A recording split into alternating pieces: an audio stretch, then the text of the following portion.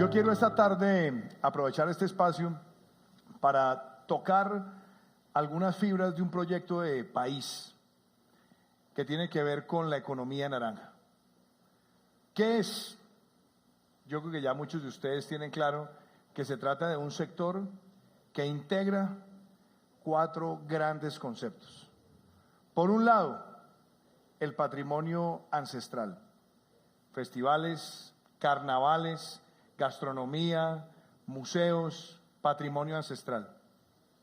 Por otro lado, tiene las artes, artes plásticas, artes escénicas.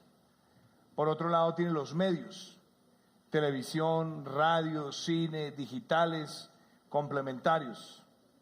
Y tiene también las creaciones funcionales, donde está la publicidad, la arquitectura, el diseño gráfico, el diseño industrial, la joyería, diseño de juguetes y, por supuesto, como un eje transversal, la educación para estos sectores. Hace 7 años, con Felipe Buitrago, publicamos el libro La economía naranja. Y en aquel momento le estábamos planteando a los ministerios de Hacienda y de Planeación lo importante que era conectar cultura con desarrollo e industrias creativas con desarrollo.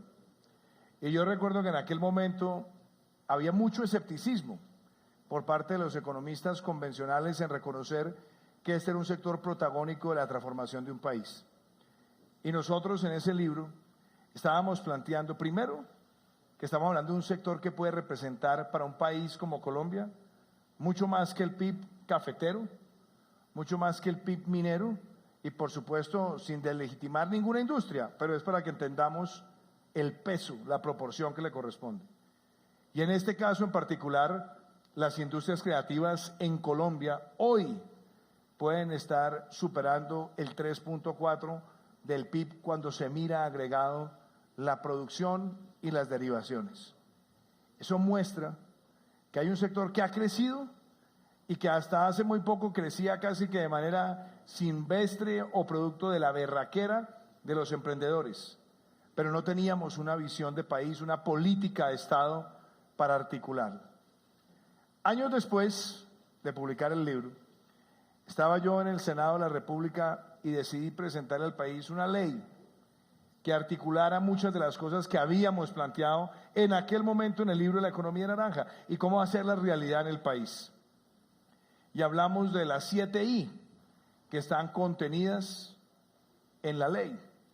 Esas I's parten de la base de reconocer que Colombia es un país naranja, que parte de su identidad está en el multiculturalismo, en todo ese patrimonio que por años sabemos que está, pero que no necesariamente habíamos conectado de manera integral con una visión de desarrollo. Y Colombia tiene un espacio privilegiado, y es que está ubicada en un territorio donde nosotros terminamos siendo una especie de bisagra de todas las culturas de la región. De ahí viene esta idea, 7 conceptos para transformar este sector. El primero, información. Lo planteábamos en la ley, lo planteamos en el libro. Si nosotros queremos tomar buenas decisiones en estas materias, necesitamos información confiable. Y entonces vino la primera propuesta de la Ley Naranja. Necesitamos crear una cuenta satélite que vaya más allá de lo que era la cuenta satélite de cultura en la lectura estadística por parte del DANE y le agregáramos todos los sectores que hacen parte de las industrias creativas. De ahí salieron los primeros reportes estadísticos del DANE, única y exclusivamente enfocados en las industrias creativas. Hoy tenemos información confiable, oportuna, compartida y que nos permite como gobierno tomar las mejores decisiones. ¿Qué quiere decir tomar las mejores decisiones? Saber cuáles son las necesidades del emprendedor naranja. ¿Cuántos empleados tiene? ¿Cuánto produce? ¿Cuáles son los sectores más importantes? ¿A dónde vende? ¿Quién le compra? ¿Cuáles son los principales retos que tienen esas empresas para crecer? ¿Por qué no crecen algunas más de 5 años o a los 5 años mueren? ¿Qué problemas tienen en materia de flujo de caja? ¿Cómo es el acceso al crédito? Entonces, primera conquista que se logra implementando la ley naranja, de la cual el ministro Ángel Custodio fue ponente en el Senado, es para decirles que hoy Colombia tiene la mejor base de información de algún país de América Latina en estas materias. La segunda, si tenemos buena información, necesitamos instituciones. Instituciones articuladas, instituciones sólidas, instituciones que puedan maximizar todos sus esfuerzos. Producto de la ley naranja y que venía enunciado también de la 7I, porque esta es la I de instituciones, surge el Consejo Nacional de Economía Naranja. ¿Quién lo preside? La ministra de Cultura. ¿Quiénes se sientan ahí? Planeación Nacional, Ministerio de Educación, Ministerio de las TIC, Ministerio de Trabajo, Impulsa, Bancoldex, Ministerio de Ciencia y Tecnología. Tiene a todos ahí sentados para articularse interinstitucionalmente y lo preside el Ministerio de Cultura. Es la mayor demostración de poner el sector de la cultura como un articulador de todas las demás entidades del Estado y fijarse unos derroteros, unas metas. ¿Cuáles son las metas que nosotros nos hemos fijado? Duplicar exportaciones, duplicar en una década el aporte en el PIB, aumentar la presencia territorial, vincular el sector con la promoción del emprendimiento en escenarios como este, con socios como la Universidad del Bosque. Es una institucionalidad nueva, flexible, no burocrática, pero articulada. Y gracias a esa articulación, donde todos ponen, donde tenemos los fondos de Bancoldex de créditos para el sector naranja, donde tenemos al SENA dentro de su fondo Emprender impulsando sectores creativos, donde tenemos también a Impulsa aportando en la incubación y en la aceleración, donde tenemos a APCO participando también en la habilitación de tecnología para el sector creativo. Todo eso nos lleva a tener en tan solo 18 meses el mayor presupuesto que haya tenido nuestro país para estimular, financiar y promover la cultura y las industrias creativas. Esa es una conquista de ese diseño institucional. Y claro está, viene también una institución nueva, la Corporación Colombia Crea, una corporación liviana en la estructura administrativa, pero con el sentido de desarrollar una marca de identidad país para las industrias creativas y llamarlos a todos para que ese sello distinga a Colombia y poder traer recursos del sector privado, de donantes internacionales, para impulsar el trabajo que se quiere hacer en el sector. Esa sería una segunda institución. Y hay un tercer elemento en el cual estamos trabajando y es la institucionalidad transversal, que muchas veces tiene que ver con la regulación, con las normas. Y yo creo que ahí hay un reto que se tiene que empezar a materializar en el año 2020 y es ¿cuál es esa nueva regulación en materia de promoción del emprendimiento, en materia de financiamiento y, óiganse bien, en materia de propiedad intelectual? Arranco primero por financiamiento. Hay muchos emprendedores, como los que he saludado hoy acá en el Bosque, que dicen, bueno, estamos empezando, tenemos dificultades para conseguir capital. O alguno me decía, me quebré el año pasado. Hoy nosotros estamos sacando adelante una norma que se firma y que hoy en este encuentro la estamos difundiendo con muchísima emoción. 0 impuesto de renta durante 7 años para los emprendedores en este sector, con un mínimo de inversión y un mínimo de empleos. La mayor apuesta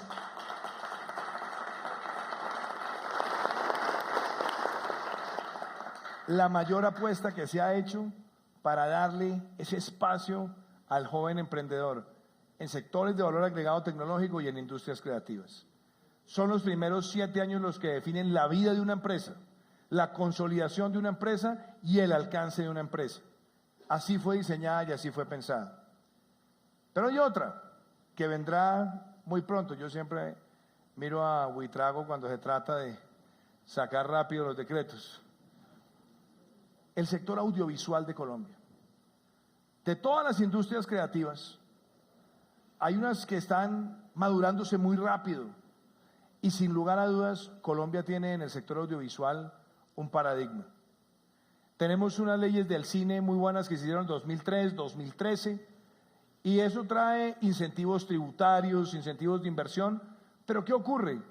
Estaban allá en el cine y hoy Colombia también está viendo que tiene productores, que tiene postproducción, que tiene actores, que tiene efectos especiales, para también ofrecer no solamente al cine, sino a todo el abanico de la industria audiovisual mundial, donde están también las plataformas OTT, donde están Netflix, Hulu, Amazon Prime, ahora también entró Apple en esa competencia. Y aquí en Colombia no teníamos los mismos beneficios para el cine, para el resto de la cadena audiovisual. En las próximas semanas vamos a extender los beneficios del cine a todo el sector audiovisual en Colombia y yo diría que esa institucionalidad normativa va a hacer de Colombia el país más competitivo de América Latina para el desarrollo de series, de películas y de productos audiovisuales de manera integral. Esa es una apuesta de país y esta es una apuesta que también se materializa dentro de esta visión. Tercera I, la industria. La industria no nace por generación espontánea necesariamente. Sí, existe lo que llamamos berraquera por parte de emprendedores que tienen motivación, ingenio, creatividad y desde edad temprana dejan que sus bríos se liberen y empiezan entonces a soñar con un proyecto. Pero industria necesita primero mirar hacia el sector educativo. Y nosotros queremos hacer un énfasis en que al ampliar la jornada única en el país escolar, le demos también cabida a tener formación con énfasis en humanidades, en artes, que se vinculan también con ese espíritu creativo de muchos estudiantes. Pero estamos haciendo también un impulso grande por la doble titulación. Que los estudiantes que están en el colegio en los 2 últimos años del bachillerato puedan adquirir conocimientos que los vinculen con el mercado laboral, pero por supuesto también pensando en lo que demanda el mercado laboral, para que se gradúen en una mano con el título de bachiller, en la otra mano con el título de técnico, y usted me escuchó mucho esto, doctor Escobar, en muchas oportunidades. Pues yo le quiero decir, hoy, en lo que llevamos de gobierno, ya van 140.000 jóvenes con esa doble titulación. Y la apuesta nuestra es que ampliemos la diversidad en materia de conocimientos y oferta para que pensemos en lo que hemos visto hoy aquí en la Universidad del Bosque. Inteligencia artificial, Internet de las cosas, impresión 3D, robótica, computación en la nube. Y eso requiere, eso demanda que nosotros empecemos a darle a esos jóvenes en esa doble titulación habilidades como procesamiento de información, programación, etcétera, etcétera. Meta que nosotros queremos llegar por lo menos a 150.000 jóvenes formados con habilidades para la programación en los próximos 3 años. Eso es revolucionario. Eso además se conecta con lo que el mundo también quiere ver de nuestro país. Pero viene también el acceso a capital. Antes los emprendedores no tenían acceso fácil a capital y nosotros hemos tratado de vincular todas las herramientas. Por Ignacio Gaitán decidimos que Impulsa no solamente fuera una aceleradora, sino que fuera realmente una agencia nacional de emprendimiento y para ello también hay que poner billete para apoyar a esos emprendedores. Ahí fue donde empezamos a llamar a fondos de capital especializado en emprendimiento y se ha creado un fondo de fondos donde nosotros ponemos recursos, pero ponen otros recursos los del sector privado, se identifican a través de fondos de capital de riesgo cuáles son las empresas elegibles y se les aporta capital. Por otro lado, se abrieron las líneas de Bancoldex. Por primera vez, Bancoldex incursionó en el sector y en adición a eso emitió el primer bono naranja en el mundo, donde se fue al mercado a colocar 100 millones de dólares, terminó colocando 150 por la demanda del mercado, y lo que nos parecía casi imposible, ¿cómo vamos a irrigar los recursos? Se agotó la línea. Y hoy estamos pensando inclusive en líneas complementarias. Estamos también pensando en la industria, en abrir las exportaciones del país en servicios, incluyendo los servicios digitales. El año 2019 cerró siendo el mejor año de las exportaciones de servicios que haya tenido Colombia. Y nuestra apuesta es que la industria, el sector de la industria creativa, pueda valerse de estas herramientas para aumentar su peso en la economía colombiana. A quienes son incrédulos, que dicen, esa economía naranja de Duque, yo no quiero ser el dueño. Si la quieren atacar porque es de Duque, quítensela, Duque. Eso es de los colombianos. Pero no seamos miopes. En Gran Bretaña, más del 7% del PIB. En Alemania, más del 7% del PIB. En Francia, más del 6% del PIB. En Estados Unidos, más del 6% del PIB. Entonces, esto no es una apuesta, esto no es si queremos, es una realidad, y para hacerla cada vez más fuerte nos toca vincular todas estas herramientas de financiamiento para la industria, pero también posicionarla y darnos cuenta que este es el mejor momento para esa inversión extranjera en Colombia. El año pasado la inversión extranjera directa creció 25%, pero vimos también el aumento de la inversión extranjera en este sector. Y ese es el hermano favorito del turismo hoy en día. Así que esa industria también está en funcionamiento. Después viene una fase que a mí me parece muy interesante. Si ya tenemos industria, si ya tenemos instituciones, si ya tenemos información, ¿qué es lo que nosotros necesitamos? Necesitamos convertir este proceso en un proceso de integración. Y esa integración se puede dar de muchos frentes. Aquí vemos el caso de la música. Y aquí vemos la integración de toda la información disponible y de todos los sectores. ¿Por qué? Porque como lo planteábamos en algún momento con Felipe Buitrago, esta América Latina creativa tiene que girar hacia un mercado interamericano de contenidos originales. Felipe lo llamaba el mico, y cuando yo era senador no podía decir mico porque entonces se tergiversaba eso y Ángel Custodio no lograba sacar como ponente el proyecto. Pero el mercado interamericano de contenidos originales. Y entonces, en ese momento, hablando con Felipe cuando hemos escrito el libro, decíamos que ese mercado interamericano, ese mico, necesitaba comerse unos cocos. Y los cocos eran co-creación, codistribución, coprotección, co-comercialización. Porque la ventaja que tenemos hoy es que cuando hay una co-creación de Colombia con Argentina, o de Colombia con Brasil, o de Colombia con México, se entiende que es un producto original en cualquiera de los mercados. Y por ende, tiene la gran ventaja de permitir el acceso del producto a esos mercados. Nuestra apuesta como país es grande y de pronto no nos hemos dado cuenta, pero cada vez son más las coproducciones que estamos haciendo en la industria cinematográfica. Las grandes películas que ha hecho el país en los últimos años ya no son exclusivamente colombianas. Tienen videógrafos, tienen cinematógrafos, tienen diseñadores, tienen directores de vestuario, directores de escena, que pueden ser de otros países para generar ese espacio de co-creación y por ende llegar a esos mercados. Lo propio está pasando con las producciones de telenovelas o de series, que también se hacen con otros países y llegan con facilidad. En la música puede pasar lo mismo. Cuando tenemos bandas con integrantes de distintas naciones o cuando hacemos una producción y una postproducción en otro lugar. Pero el mensaje es que esta integración está en marcha y nosotros nos hemos puesto en la tarea con la doctora Flavia Santoro, la directora de ProColombia, que cuando estemos llegando a los países donde hay mercados, y hoy tenemos mercados abiertos para cerca de 1.500 millones de consumidores, queremos llegar a decir, aquí está la industria creativa colombiana y abrámosle mercado, incluyendo también el participar en los servicios de compras públicas de esos países con los cuales tenemos esa vinculación.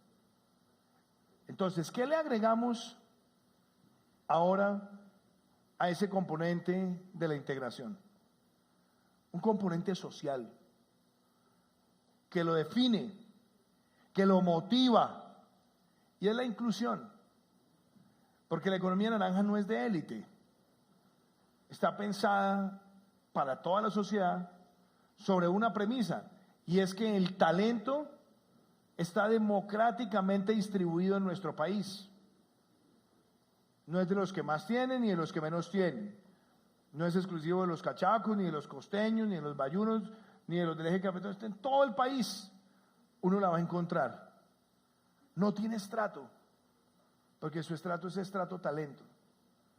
Pero lo que tenemos que hacer es que llegue a las comunidades más vulnerables del país para que ese talento se sienta libre y espontáneo para progresar. Y esa es la apuesta de democratizar el acceso a la cultura. Eso es lo que María Juliana, mi esposa, la primera dama, quiere hacer con los centros Sacúdete. Llegar a las regiones y darse cuenta que con las autoridades locales habilitar espacios como este, pero para la gastronomía, para la danza, para la música, para el canto, para la artesanía, llama a la juventud, la vincula donde está el talento y la proyecta para tener un empleo sostenible en el tiempo. Porque parte de esto, doctor Julián, y además le agradezco que usted ha sido un entusiasta de esta causa desde Confecámaras, hay muchos talentos que se pierden por viejas taras del pasado. Óigame esto, ministro Ángel Custodio. Jóvenes con todas las habilidades para la música, o para el diseño, o para el dibujo, y se encuentran con una dicotomía: ¿persigo mis sueños en donde está mi talento?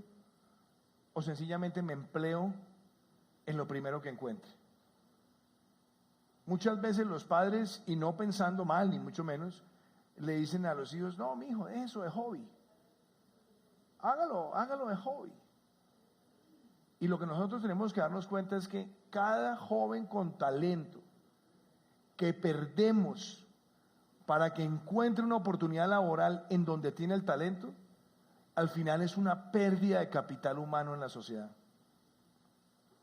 Eso implica que todos, absolutamente todos, nos demos cuenta que hay que identificar el talento desde edad temprana, promoverlo y darle ese espacio. Las medidas que se han tomado para estimular las industrias es para que haya inclusión laboral.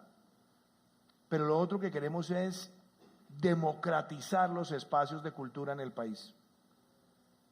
Y nunca me voy a cansar de usar el ejemplo, o dos ejemplos. El de José Saramago, cuando recibe el Premio Nobel de Literatura, y en un discurso hermoso dice que el hombre que le enseñó a amar las letras era un analfabeto que era su abuelo, que lo llevaba a la biblioteca del pueblo, mientras él se iba a trabajar el campo. Y ahí se forma uno de los escritores más importantes de Europa, inclusive casi que con raíces de identidad con nosotros, pero que dejó huella. Federico García Lorca se va a inaugurar la biblioteca de su pueblo en Fuentevaqueros, España. Dice: si tuviera hambre pediría medio pan y un libro, haciendo alusión a la democratización de la cultura. O inclusive casos maravillosos. El propio Gabriel García Márquez, en Vivir para contarla, recrea esa historia cuando llega buscando una beca en Bogotá y entonces no había el espacio en Bogotá, se va a Zipaquirá, conoce un profesor que lo introduce a la literatura, empieza a encontrarse con la magia de Kafka, escribe un cuento, lo manda al Espectador y sale la primera publicación de quien cambió para siempre la literatura latinoamericana. Conectar esas oportunidades es fundamental en el mundo de hoy. No podemos desaprovechar talento. Desaprovechar talento e innovación es perder capital humano. Por eso la inclusión hace parte de una visión de gobierno y ahí está el apoyo a las fundaciones que trabajan en estos sectores y vincularlas también con el sector privado. Y por eso les voy a decir 3 cosas sensacionales que hoy están en la legislación colombiana, producto de esta política de economía naranja. Una, las áreas de desarrollo naranja en las ciudades. Espacios donde van a llegar inversionistas, artistas y toda una red de empleos para hacer transformación del sector. 2, y esta también me parece a mí que es muy inspiradora, que nosotros tengamos exportadores naranja. Dentro de las fábricas de internacionalización con el ministerio, ayudar a que esos pequeños puedan llegar a nuevos mercados. Y yo diría, el tercer elemento, que nosotros podamos tener obras por impuestos culturales. Que las empresas del sector privado digan, yo aporto obras por impuestos y pongo una biblioteca, pongo un teatro, pongo un centro Sacúdete, pongo un centro de diseño, pongo un centro de cocreación cultural. Esas son herramientas también de inclusión.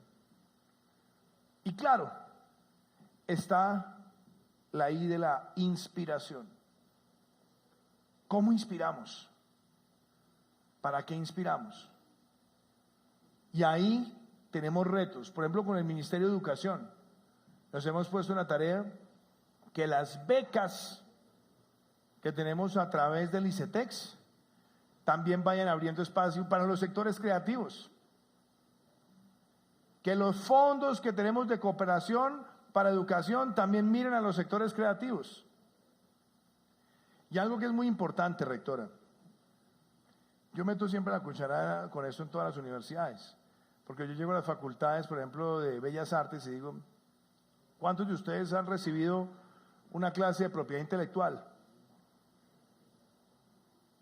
Y entonces le pregunto después a los que están en diseño industrial, de pronto algo, pero para la inspiración es muy importante también que entendamos en la sociedad lo que es el respeto por la propiedad intelectual.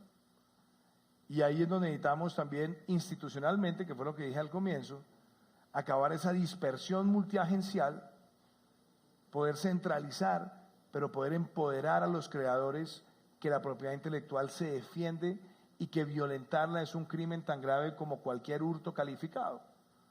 Porque muchos jóvenes llegan y dicen, tengo una gran idea, y va y se reúne con 4 vivos de cuello blanco, le hacen, dice que firman un acuerdo de confidencialidad y se lo pasan por la faja, porque no hay un solo preso, o de pronto no sé si haya uno, pero que haya una política de sanción ejemplarizante por robos a la propiedad intelectual en Colombia, pocón.